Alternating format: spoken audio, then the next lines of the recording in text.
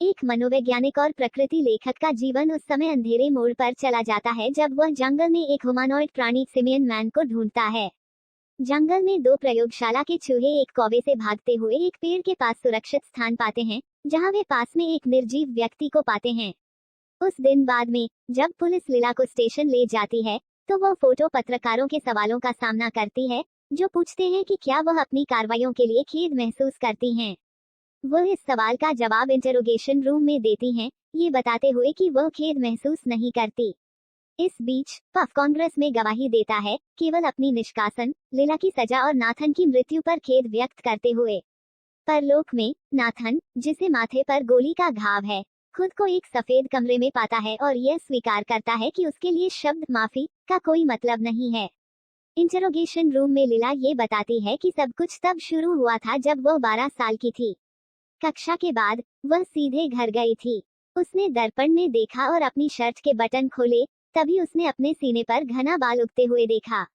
वह शर्मिंदगी महसूस करती है और रोने लगती है, और उसकी माँ उसे डॉक्टर के पास ले जाती है, जिन्होंने बताया कि उसके हार्मोन इस स्थिति का कारण थे। जब लीला 20 साल की हुई, तो वह एक वानर जैसी दिखने लगी, और इसी कारण उसे स्कूल के नाटक में किंग कांग का पात्र निभाने को मिला। एक रात जब उसने अपने शरीर से बाल हटा दिए थे, वह बाथटब में डूबकर अपनी जान लेने की कोशिश करती है। हालांकि उसने अपना मन बदल लिया जब उसने एक चूहे को देखा जो बिना किसी जजमेंट के उसे देख रहा था। जैसे ही लीला अपनी कहानी खत्म करती है, वह अधिकारियों को ऊँघते हुए देखती है। वह पूछती है कि क्या वे समझ रहे हैं जो वह कह रही है, लेकिन उनमें से केवल एक जवाब देता है, ये याद करते हुए कि उसने चूहे का जिक्र किया था। इस बीच कांग्रेस में पफ अपनी कहानी सुनाता है कि उसे अपने पिता के द्वारा जंगल में पाला गया था, जो एक भ्रांति से ग्रस्त था और खुद को एक वानर मानता था। वह बताता है कि उसके पिता ने मानसिक अस्पताल में कई साल बिताए थे, जब उन्होंने स्थानीय चिड़ियाघर के बंदरगृह में रहने का प्रयास किया था। रिहा होने के बाद उस आदमी ने इलाज कराया और समाज के नियमों के अनुसार जीवन जीने की कोशिश की। उसने एक नौकरी पाई, शादी की और जल्द ही पफ का पिता बन गया। हालांकि जब उसे कैनेडी की हत्या के बारे में पता चला, तो वह मानवता की बुराई को देखकर निराश हो गया, जिसके कारण उसका मानसिक संतुलन बिगड़ गया। वह फिर से एक वानर की तरह व्यवहार करने लगा और अपनी पत्नी से पफ को चुराकर उसे जंगल में प्यार और सम्मान के साथ पाला। बड़ी होकर पफ अपने पिता की तरह बन गया और खुद को एक वानर, विशेष रूप से एक पिग्मी चिंपांजी मानने लगा। इस बीच नाथन बताता है कि उसे वानर नफरत थे जब वह जिंदा था, क्योंकि वह मानता था कि उसके माता पिता ने उसे यह नफरत विकसित करने के लिए प्रेरित किया था। जब वह छोटा था, तो वह चिड़ियाघर में एक बंदर को देखकर खुश हुआ था। हालांकि उसकी सख्त मां ने उसे यह सही किया कि चिंपांजी वानर होते हैं, बंदर नहीं। उसके पिता ने फिर बताया कि जबकि वानर इंसानों जैसे दिखते हैं, वे सभ्य नहीं होते। नाथन की मां ने फिर सलाह दी कि वह अपने स्वभाव के अनुसार व्यवहार न करे जैसे कि एक चिंपांजी करता है। इस बीच लीला ने जानवरों को और उनके बिना किसी जजमेंट वाली प्रकृति को प्यार करना शुरू किया। कुछ समय के लिए वह एक प्रकृति लेखक बन गई ताकि वह जंगल में रह सके। जल्दी ही वह प्रसिद्ध हो गई और हर महिला ने उसकी किताब खरीदी। हालांकि जब वह 30 साल की हुई, तो उसे आनंद की इच्छा हुई और उसने सोचा कि वह सभी बाल हटाकर किसी पुरुष से मिलने जाए। उसने जंगल छोड़ने और सभ्यता में लौटने का फैसला किया। लीला ने एक इलेक्ट्रोलिसिस सत्र बुक किया और लुइस से मिली, जिसने उसे एक डेट पर सेट किया। लेखक ने फिर नाथन से मुलाकात की, जो एक मनोवैज्ञानिक था और जो एक सामाजिक प्रयोग पर काम कर रहा था, जिसमें उसने चूहों को टेबल मैनर्स सिखाए थे और अंततः इंसानों को, ताकि दुनिया को एक सुरक्षित जगह बनाया जा सके। नाथन ने एक मनोचिकित्सक वेंडल से मुलाकात की, जिन्होंने सोचा कि उसकी टेबल मैनर्स के प्रति जुनून उस समय से उत्पन्न हुआ था जब उसे बचपन में गलत कांटा इस्तेमाल करने के लिए सजा दी गई थी। हालांकि मानसिक चिकित्सक ने इस संबंध को नकारा। एक दिन प्रयोगशाला में मानसिक चिकित्सक ने अपनी प्रयोगशाला में अपने फ्रांसीसी सहायक गैब्रियल के साथ मिलकर काम किया। उन्होंने चूहों के खाने के लिए सलाद तैयार किया और प्लेटों के पास 3 कांटे रखे। जब पहले चूहे ने सही कांटा इस्तेमाल किया, तो नाथन मुस्कुराया। हालांकि उसने दूसरे चूहे को चौंका दिया जब उसने गलत कांटा चुना। एक दिन की कामकाजी समाप्ति के बाद नाथन का लीला के साथ डिनर डेट था। हालांकि उसने लीला की टेबल मैनर्स पर आलोचना करना शुरू कर दिया। उसने उसे सही कांटा इस्तेमाल करने के लिए सही किया और उसे याद दिलाया कि वह मुंह भरा हुआ होने पर बात न करे। जब नाथन ने अपने व्यवहार के लिए माफी मांगी तो लीला को कोई फर्क नहीं पड़ा, क्योंकि उसके भी कुछ आदतें थीं, हालांकि वह उन्हें खुद में ही रखती थी। ये पल उनके पहले किस और रोमांटिक रात की ओर बढ़ा। अगले दिन सुबह एक इलेक्ट्रोलिसिस अपॉइंटमेंट के दौरान लीला को इस बात की चिंता थी कि नाथन को उसकी स्थिति के बारे में पता चल जाएगा, लेकिन लुईस ने उसे सांत्वना दी, ये कहते हुए कि यह कोई बड़ी बात नहीं है। मृत्यु के बाद नाथन अपने प्रेम के अनुभव को वर्णित करता है, याद करते हुए कि यह जरूरत, हताशा और असुरक्षा का गंदा मिश्रण था। अचानक वह स्वीकार करता है कि वह अभी मरना नहीं चाहता। वह दरवाजा खोलने की कोशिश करता है, लेकिन जब वह दरवाजा खोलता है तो वही कमरा सामने आता है। ये समझते हुए कि उसके पास बाहर जाने का कोई रास्ता नहीं है, वह बैठ जाता है और अपनी कहानी जारी रखता है। जल्द ही लीला उसके साथ रहने आ जाती है। एक पारिवारिक डिनर के दौरान नाथन ने जाना कि उसके माता पिता ने वेन को गोद लिया था। वह जल्दी से उसकी टेबल मैनर्स पर आलोचना करने लगा, विशेष रूप से उसके एल्बो को टेबल पर रखने को लेकर। हालांकि नाथन को हैरानी हुई जब उसके माता पिता ने उसके गोद लिए भाई को सजा नहीं दी। इसके जवाब में उसकी मां ने ये बचाव किया कि वेन अपनी उम्र के हिसाब से आत्मा अनुशासित था। असहज महसूस करते हुए नाथन ने विषय बदलने की कोशिश की, अपनी मां को ये बताते हुए कि लीला एक नेचर राइटर है। हालांकि महिला ने एक व्यंग्यात्मक टिप्पणी की, ये कहते हुए कि वह प्रकृति से प्यार करती थी, लेकिन चाहती थी कि वह चिड़ियाघर में ही रहे। डिनर के बाद नाथन ने बताया कि वह वेन से कितना परेशान था। उसने लीला से भी माफी मांगी, क्योंकि उसकी मां ने उसके काम पर नकारात्मक प्रतिक्रिया दी थी। हालांकि लीला, जो उस समय शेविंग कर रही थी, ने यह नहीं माना कि वह सच में माफी मांग रहा था, क्योंकि वह अपनी मां के साथ हंसी में शामिल हो गया था। जब उसने ये समझाया कि वह भी प्रकृति से प्यार करता है, तो उसकी प्रेमिका ने उसे जंगल में हाइकिंग के लिए बुलाया ताकि वे अपने प्यार का जश्न मना सकें। इसके बाद उन्होंने एक किस साझा की, लेकिन नाथन अचानक रुक गया जब उसने शेविंग क्रीम का स्वाद चखा। कांग्रेस में पफ अपनी कहानी जारी रखते हुए कहता है कि उसने लीला और नाथन को जंगल में देखा, ये सोचते हुए कि वे भी बंदर थे। उस समय वह मानव भाषा बोल नहीं सकता था और वह एक चिंपांजी की तरह हरकत करता था। जब लीला ने उसकी मौजूदगी को महसूस किया तो उसने अपना कपड़ा हटा दिया और उससे संवाद करने की कोशिश की, जिससे उसका प्रेमी पीछे रह गया। हालांकि वो बस भाग गया और पेड़ पर चढ़ गया ताकि वो उससे दूर जा सके, लेकिन लेखक ने जल्द ही उसे पेड़ की शाखा पर कोने में ले लिया। फिर महिला ने उसे मानव भाषा में बात करने की कोशिश की, लेकिन वह नहीं समझ पाया कि उसने क्या कहा और बस खुद को संतुष्ट किया, जिससे वह पेड़ से गिर गया।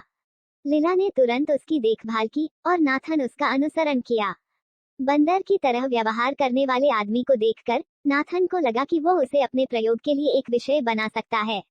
लीला ने आपत्ति जताई, ये सोचते हुए कि वह आदमी पहले से ही खुश था क्योंकि वह सभ्यता से दूर था। हालांकि मानसिक चिकित्सक ने आदमी को सुधारने का सोचा।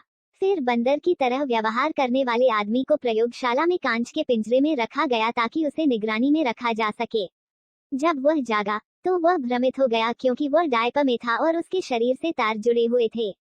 जब वह आक्रामक हो गया तो नाथन ने गैब्रियल से उसे शॉक देने को कहा। तीसरे शॉक पर आदमी शांत हो गया।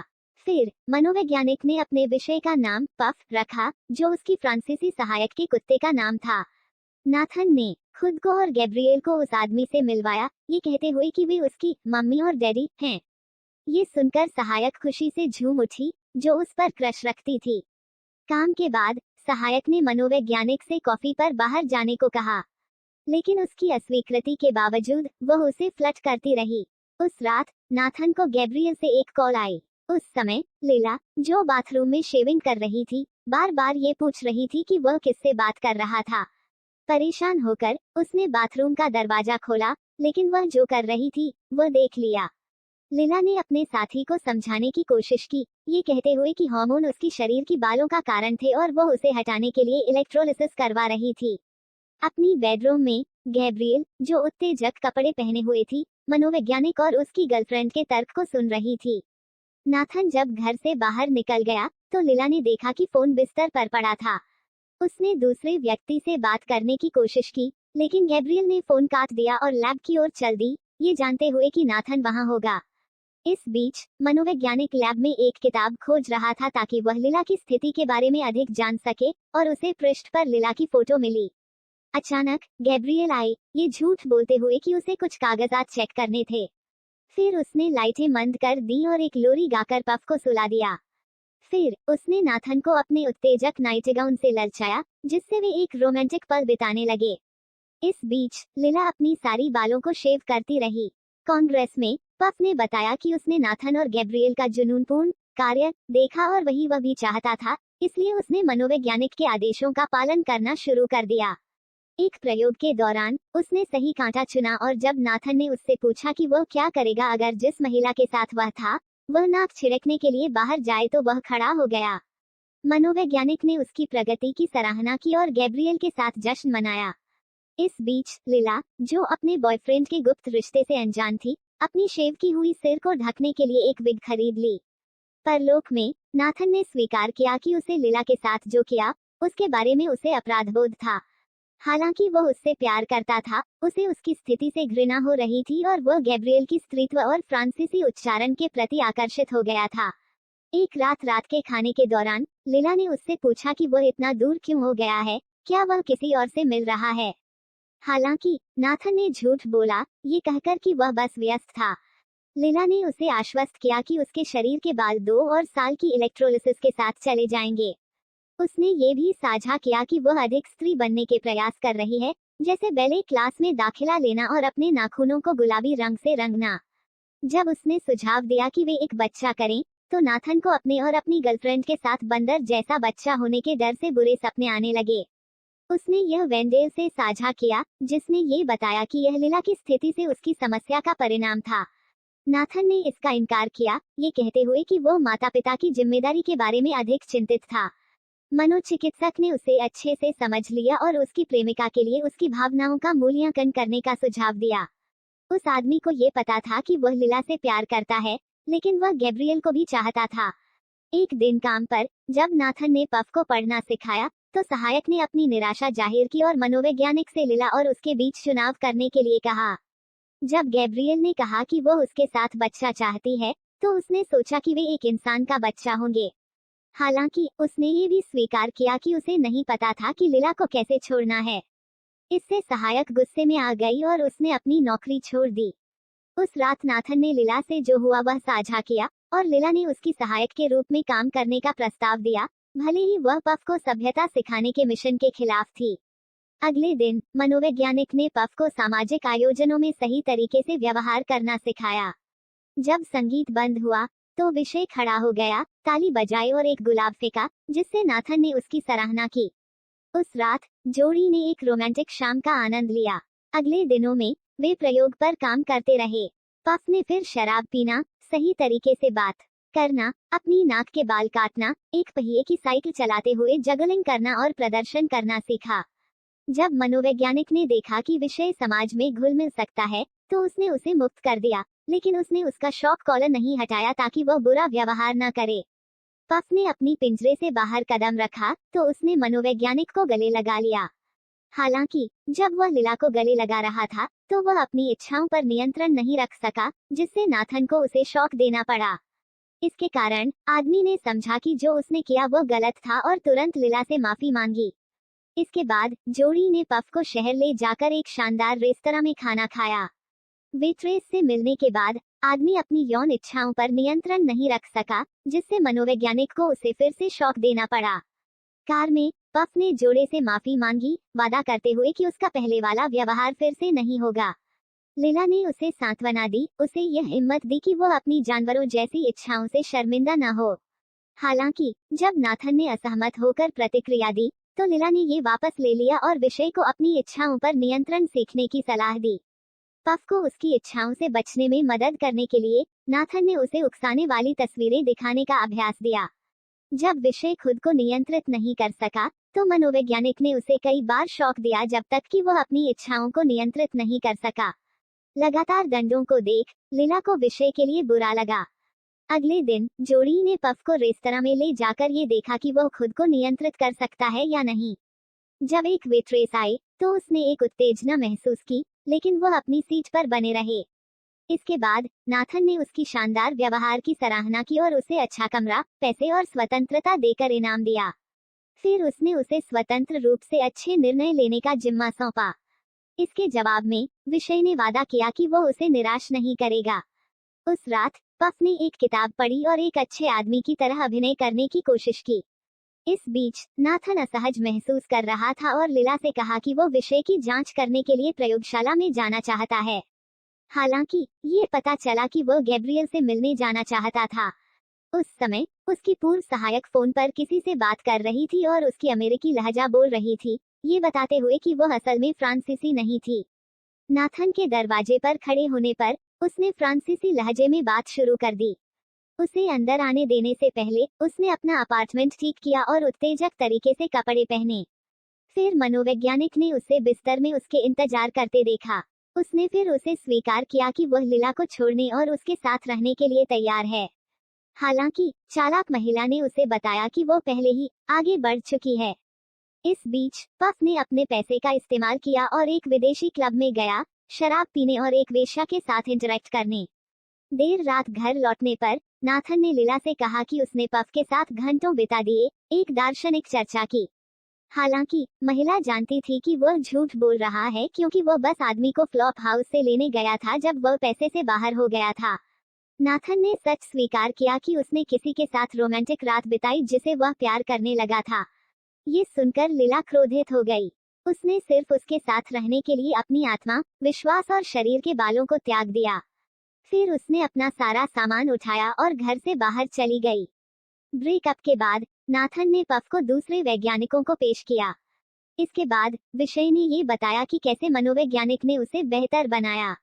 इस बीच लीला, जिसका बाल फिर से उगाया था, एक अवसादित अवस्था में गिर गई और वह होटल के कमरे से बाहर नहीं जाना चाहती थी। जब लुइस ने उसे देखा तो रोती हुई महिला ने समझाया कि अब वह और अधिक बहाना नहीं बनाना चाहती। इलेक्ट्रोलॉजिस्ट ने उसे सांत्वना दी और उसे कुछ समय के लिए अपने अपार्टमेंट में रहने का निमंत्रण दिया। श्रोताओं ने पफ के भाषण के बाद ताली बजाई। इसके बाद गैब्रियल कमरे में आई और नाथन को एक चुंबन के साथ बधाई दी। फिर उसने पफ को गाल पर चुंबन किया और उसे छेड़ा। अगले कुछ रातों में पफ हर बार जब वह जोड़ी के रोमांटिक आवाजें सुनता, होटल के कमरे से बाहर निकल जाता था ताकि वह किसी के साथ शारीरिक समय बिता सके। हालांकि एक नृत्य प्रस्तुति के दौरान गैब्रियल ने उसे छेड़ना जारी रखा। जल्दी ही पफ ने स्नातक किया और सभी ने उसकी उपलब्धि पर ताली बजाई। अपने भाषण में उसने नाथन के प्रति आभार व्यक्त किया, जिसने उसे आदमी की तरह व्यवहार करना सिखाया।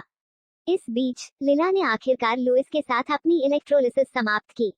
एक दिन नाथन और गैब्रियल पफ की प्रसिद्धि और निरंतर बुकिंग्स के कारण जश्न मना रहे थे। अचानक वे फ्रैंक द्वारा बाधित हो गए, जिसने अचानक एक बंदूक से उन्हें धमकी दी। कुछ ही समय बाद लीला आई, अपनी निर्दोष शरीर को दिखाते हुए।